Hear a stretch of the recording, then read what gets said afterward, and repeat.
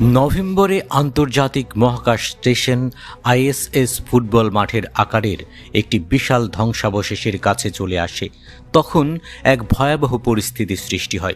মহাকাশে ধ্বংসাবশেষ এবং বর্জ্য বৃদ্ধির ফলে প্রতিদিনই সংঘর্ষের আশঙ্কা বেড়ে চলেছে। মহাকাশে ভয়াবহ বিপর্যয়ের শঙ্কা তৈরি হয়েছে।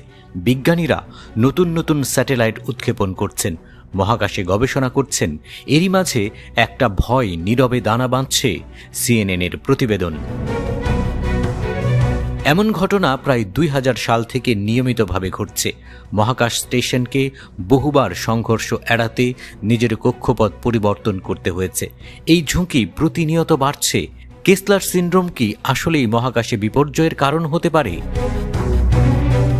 কেসলার সিন্ড্রোম ধারণাটি প্রথম 1978 সালে মার্কিন জ্যোতির্বিজ্ঞানী ডোনাল্ড কেসলার প্রস্তাব করেছিলেন।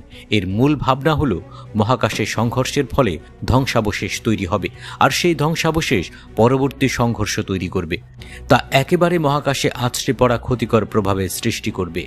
এতে এমন পরিস্থিতি তৈরি হতে পারে যেখানে কৃত্রিম উপগ্রহ এবং মহাকাশ গবেষণা কার্যক্রম অচল হয়ে পড়বে। এর পরিণতি কি হবে?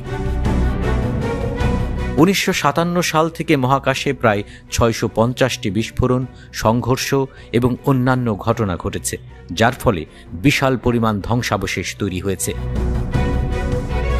2009 সালে রুশ স্যাটেলাইটের সঙ্গে মার্কিন যোগাযোগ স্যাটেলাইটের সংঘর্ষে প্রায় 2000 টুকরা ধ্বংসাবশেষ তৈরি হয়।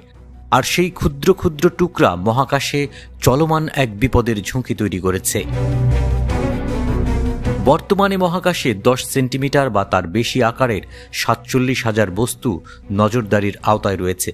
এগুলো সংঘর্ষের কারণ হয়ে উঠছে। এসব ধ্বংসাবশেষ সংঘর্ষের গতি এত বেশি যে ছোট একটি টুকরা, এমনকি একটি ধাতব কণা মহাকাশযান বা উপগ্রহের জন্য মারাত্মক ক্ষতি করতে পারে।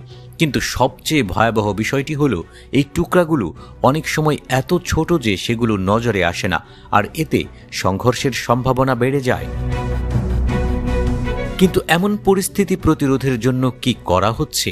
পরিস্থিতি কি নিয়ন্ত্রণে আনা সম্ভব? বিজ্ঞানীরা এরই মধ্যে নতুন প্রযুক্তির উন্নয়ন শুরু করেছেন।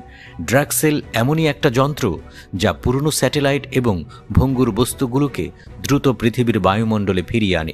কিন্তু এতে বিপুল খরচ হবে। এই প্রযুক্তি এখনও শুরুর পর্যায়ে রয়েছে।